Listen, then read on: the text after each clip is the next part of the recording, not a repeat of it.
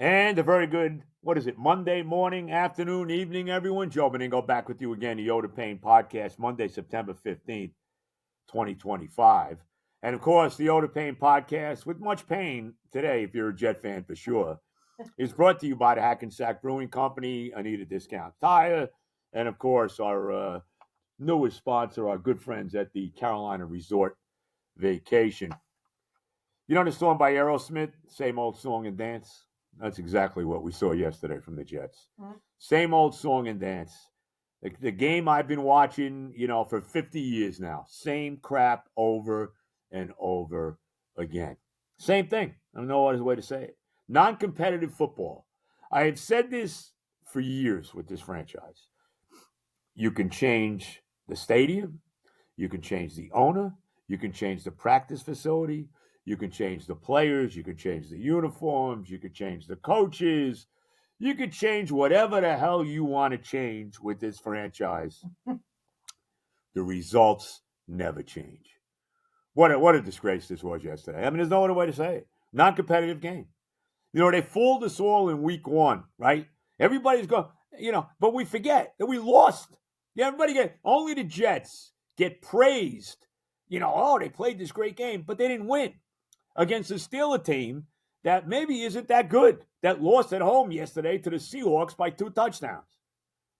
I mean, aren't you tired of it? Just getting completely smacked in the nuts by the Buffalo Bills yesterday. Non-competitive football. right from the first play of this game, I knew the Jets were in trouble. Everybody knows the Jets are going to try to run the ball down your throat, right? Everybody. So I'm watching the game with my buddy Tommy Keenan, right? Big Jet fan, long time. And I said, first play of the game, we should do a play action pass here because they're looking for a run all the way, right? Let's run it up the middle and lose 5 yards. On third down, on 3rd and 10, really kind of was the microcosm of what kind of day it was going to be for Justin Fields. 3rd and 10, he's got a wide open down the middle in the seam. Garrett Wilson would have been a huge play for the Jets. Misses him by 10 yards. The Jets punt. Buffalo gets the ball, and the game was probably over right then and there. On 3rd and 10, with the Jets now on defense, with a chance to get off the field on a 3 and out, what do? They let Josh Allen run for 40 yards. They hit big third down after big third down after big third down after big third down all day. The mistakes that have plagued this team forever, the lousy coaching that has plagued this team forever, the shitty quarterback play, excuse my language, that has plagued this team forever was all back on display yesterday. Unbelievable. Really unbelievable. Aaron Glenn did not have a good day yesterday. I mean, to me, the thing that sticks out the most yesterday was how clueless this guy looked on the sideline. I mean, let's be real about it. I mean, he looked like a deer in the headlights on the sideline. Is he going to cut Michael Clemens now after he hits Josh Allen late, roughing the passer on a 3rd and 19 on the first drive of the game with a chance to get off the field and maybe hold him to 3 points? 3rd and 19, and Michael Clemens, and how this guy is still on this freaking team, somebody has to explain to me, does he have pictures of Woody Johnson in compromising positions? How is he on this team? And he roughs the passer yesterday. And really, if there was a moment when you could have said early on, I'm leaving, I can't take it, I'm leaving, that was the moment. Because you knew they were dead after that. 3rd and 19. And then for the coach who says, remember what he said last week? If you make mistakes on this football team, you will be held accountable. You will not play. Oh, really? So Michael Clemens makes a killer, stupid mistake that we have seen forever from this football team, and he's back playing again on the next series. He should be cut today. Get him the hell out of here. He stinks. What has he ever done for this franchise? How is he still here? It was easy to cut Xavier Gibson because he's the kick returner. He's not Devin Hester, okay? You know what I mean? I mean, come on. You're going to cut this guy? You're going to make this statement now? I saw Quincy Williams, who made a huge penalty last week on a hit out of bounds. He was playing yesterday. He didn't even get benched for a series. Are you going to get rid of this guy Clemens, Aaron? Huh? What a joke. I mean, really, what a joke. Another fumble, big fumble by Justin Fields in his game. Another game where the defense never forces a turnover. There was one play where they had the ball on the ground on a fumble, and of course they didn't recover it. Of course, never. Why would they ever? Never force a turnover. The Bills hit third down after third down after third down. You know, most of them on 3rd and 8, 3rd and 10. Obviously, the 3rd and 19 disaster by Clemens. Oh, and by the way, the Jets 0 for 11 on third down. How about that? 0 for 11. What a brutal. I mean, how many times have I seen this crap forever? And what makes me think it's going to be any better? Are you serious? You saw yesterday why Justin Fields is on his third team at 26 years old.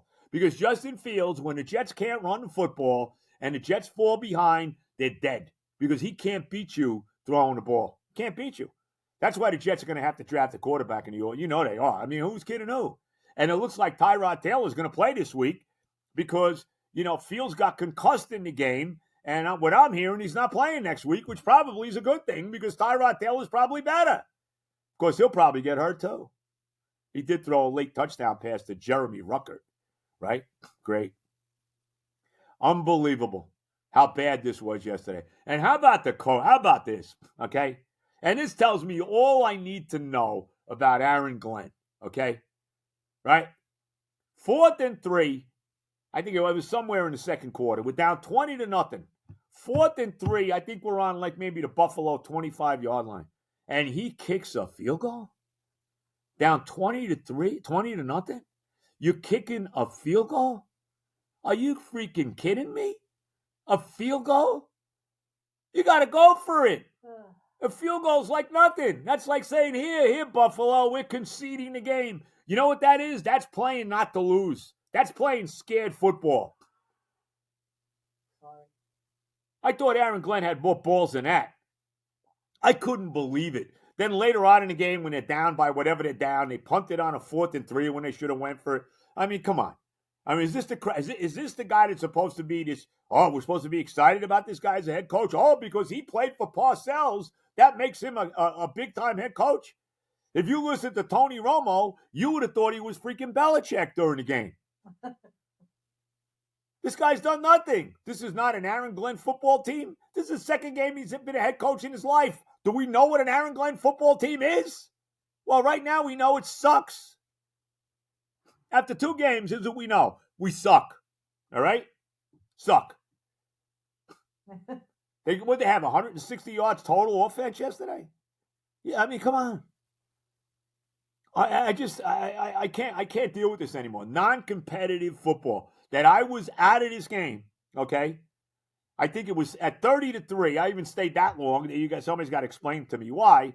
At 30-3, with like 14 minutes to go in the fourth quarter, I was watching the Mets. No, really.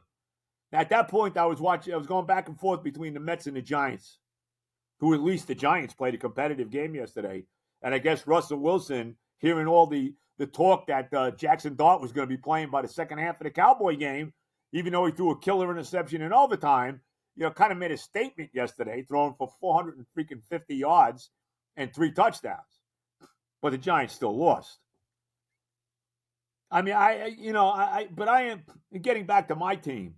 I mean, I'm sick of this. What makes me think that Aaron Glenn is going to be any better than Todd Bowles or Adam Gase or Robert Saleh or any of the piece of crap coaches that we have had basically the entire, the entire span of our existence since 1960? Tell me. What? And yesterday you saw why Justin Fields is never going to be the quarterback of the future here. You saw it. Because he can't win. He was brutal. How about he misses that pass to Wilson in that first drive. Then late in the first half, they had a chance again to kind of maybe get back in the game.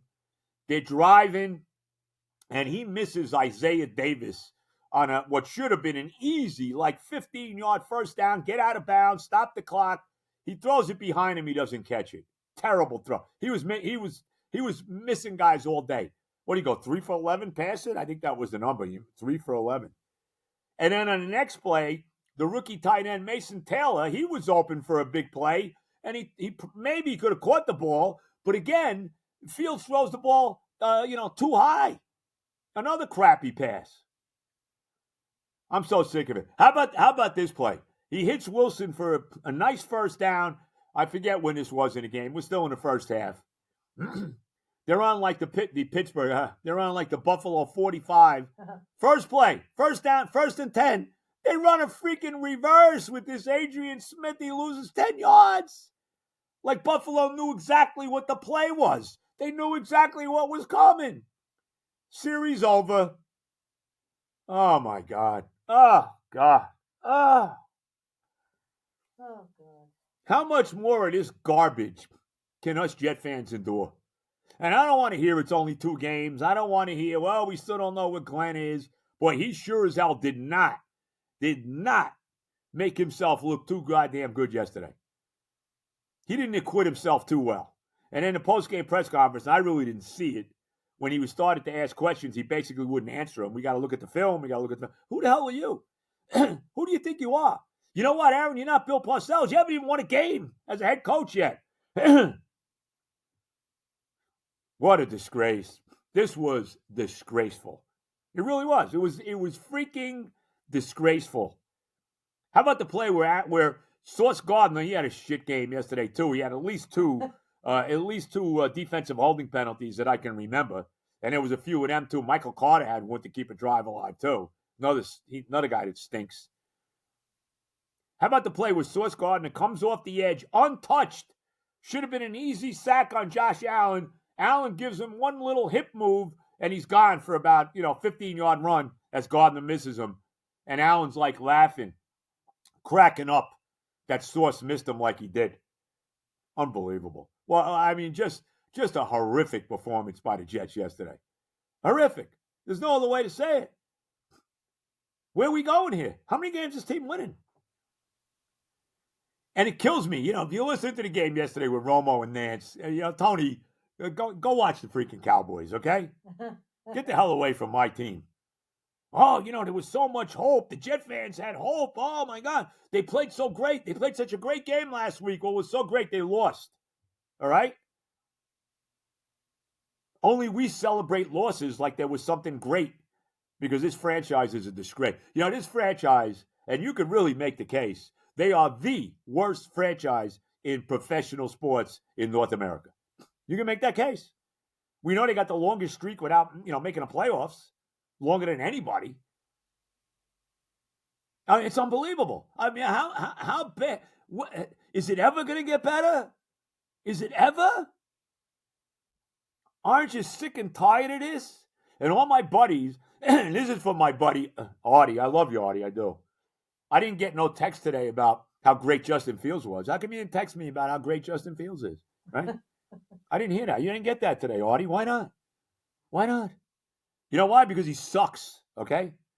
You couldn't have sucked worse than he did yesterday. That's why I didn't get any text. Coughing up a lung. It's unbelievable. No, I'm beyond disgust with this franchise. Beyond disgust. I can't take it anymore. I really can't. What, they got Tampa Bay this week? They'll lose to them. Tampa Bay plays tonight against Houston. I mean, and then what? They play the crummy Dolphins, who they're 0-2. Yesterday, they lost to the freaking Patriots. I mean, how many more years of this garbage can we endure? To me, this year now it's showing up quickly. This is going to be all about how high a draft choice we're going to get and what young quarterback we're going to draft in the first round. That's what it is. What else is there? There's nothing else. I heard Jermaine Johnson got hurt in this game. Why not? He's another guy that's starting to compete for the Joel Embiid I'm hurt all the time award. I mean, it's What happened to the great offensive line? They played so good. Where were they yesterday? Where were they? They look like the offensive line we've been watching for years. Garbage. Garbage. Just garbage everywhere. Missed tackles. How about that one touchdown run by Cook, where I don't know how many goddamn tackles they missed as he ran for like, I don't know, it was about 60-yard touchdown run, whatever it was. I mean, you got to be kidding me. How many tackles they missed yesterday? Where have we seen that before? This is a brutal franchise. They make every mistake they can make. The big fumble, the big penalty, right? Never make a stop on third down, no matter what. It could be third and 50, and they'll give it up. It doesn't matter. It doesn't matter. Horrific coaching, terrible play calling, all of it. All the garbage that we have watched endlessly with this franchise, we saw it again yesterday. When does it end? Right now, it's only 2 games. But I tell you right now, man, Aaron Glenn, he did not. To me, the biggest takeaway I had from this disaster yesterday was how bad a day the head coach had. I came into this game, I said, well, one thing I think we're going to see, and this is what an asshole I am, all right? You're an asshole. You root for the Jets. Of course you are. You're not very intelligent. One thing I thought we'd see is a competitive, major effort every game. Every game. It didn't take long for that narrative to change, did it? By the second game, they were mailing the game in already. Mailing it in. Just a horrible game for the team and a horrible game for the coach, who looked clueless on the sideline. The same old. The same old mistakes, the same old crappy defense, the same old crappy quarterback play, the same old crappy coaching. Over and over and over again. Unbelievable. When does it end, Jet fans? Does it ever end? Does it ever end while any of us are still on the earth? Unbelievable. Wow. Non-competitive football. Where have we seen that before? Just an absolute disgrace by the Jets yesterday. Disgrace.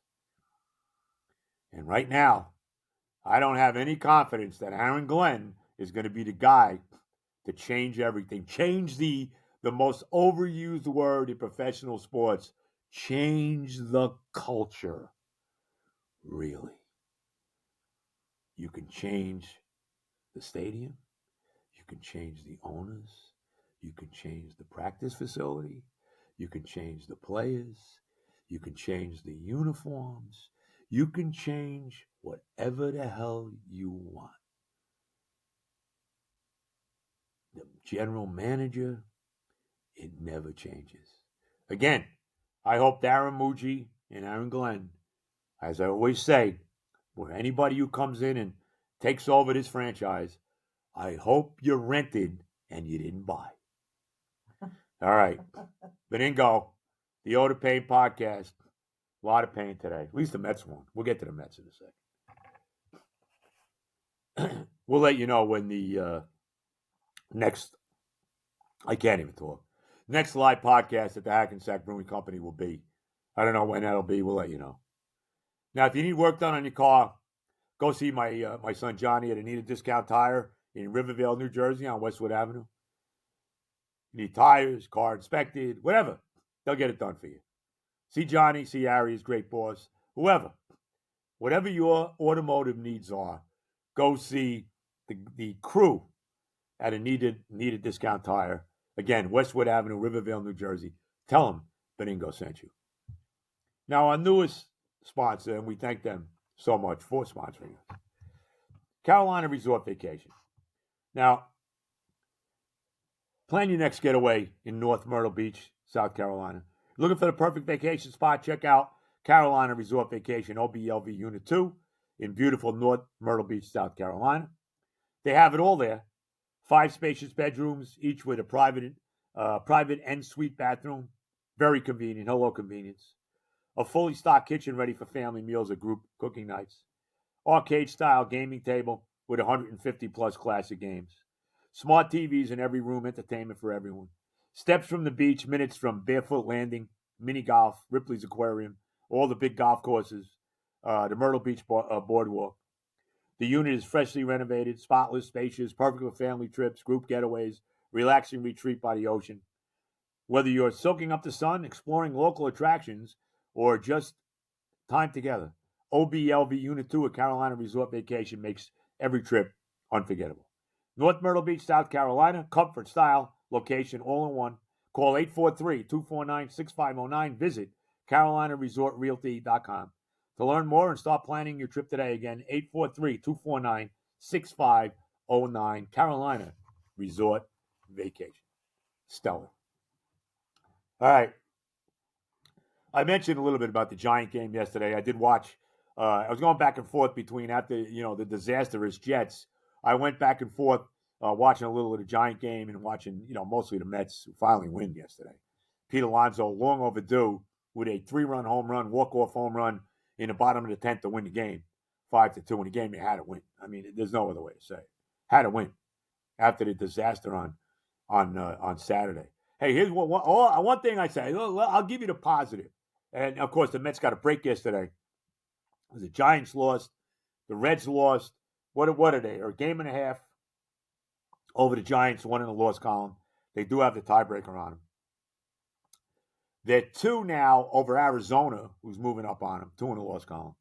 2.5 over the Reds. I think it's 2 in the loss column as well. So, 12 games to go. Mets ended their 8-game losing streak. The one positive I will say is the 2 young pitchers that we have seen. Nolan McLean's been phenomenal. 6 innings shutout ball yesterday, absolutely great. Probably could have went to 7th inning, but God forbid they do that because we got to see the bullpen, which stinks, as we know. And probably yesterday was the finest Ryan Stanek, who may be the worst relief pitcher that mankind has ever known, had his finest moment yesterday in the top of the 10th inning when he with the ghost runner on second for Texas, he gets out of it without giving up a run. I mean, that was it. That was the moment of the year for the guy who may be the worst relief pitcher that we've ever seen. And that, if you're a Met fan, that encompasses a lot of ground. And it really, that's quite a title considering how bad the bullpen is this year. He has Brooks Raley in the game. Raley hits a guy, Josh Smith, who didn't get out of the way, right? So he's got 2 out and 2 on. And Mendoza, who's had a very bad year. I mean, look, let's be honest. And I like Carlos Mendoza. If the Mets don't make the playoffs, I got a feeling they're getting rid of him. I really do. I think Mendoza's in trouble. I think if the Mets don't make the playoffs, somebody's going to be a scapegoat. It won't be the boy genius who really is the guy to blame for this season, for what's happened this year. There's nobody to blame more than Stearns, who did not the pitching is a disaster. The starting pitching is being saved by 2 young kids in the minor leagues right now, by McLean and Sproat. Sproat had a great game on Saturday, 6 scoreless innings, 70 pitches, and Mendoza couldn't wait to get him out of the damn game. Couldn't freaking wait to go to the bullpen. Couldn't wait. Shutout ball, 6 innings, 70 pitches. Let's get Sproat out. Got to get him out. Oh, his velocity was down. So let's put Brooks Raley in the game, who actually got a clean 7th inning. Of course, they gave it up in the next inning. I forget who gave it up on. I don't even remember now because they all run together. Oh, Diaz. It was actually Diaz. Well, first it was Rogers, who he should have kept in the game after he gave up a run, which was really set up by a catcher's interference on that stiff Francisco Alvarez. Get him out. I can't stand Francisco Alvarez. To me, Luis Torrens, who's on the IL right now, is so much better than Alvarez. I mean, first of all, he's much better defensively. Nobody runs on Luis Torrens. Nobody throws out runners like he does. He's unbelievable. And I got to tell you, he's not the greatest hitter. We know that. But I got more confidence in Luis Torrens getting a big hit in a big spot than Alvarez. And he sets up that whole inning that basically winds up costing the Mets the game with that horrible catcher's interference. Come on. And how about Brett Beatty in that game getting picked off second base runners at first and second, nobody out. What the hell was he thinking? What was it, the old Aretha Franklin song, Daydreaming and I'm Thinking of You? What was he doing? Oh, my God. Maybe it was the old Monkey song, Daydream Believer. Davy Jones singing that one. Well, I mean, come on. What are you doing? Oh. And they got to go tooth and nail to win yesterday. When the kid, McClain, gives you 6 shutout innings.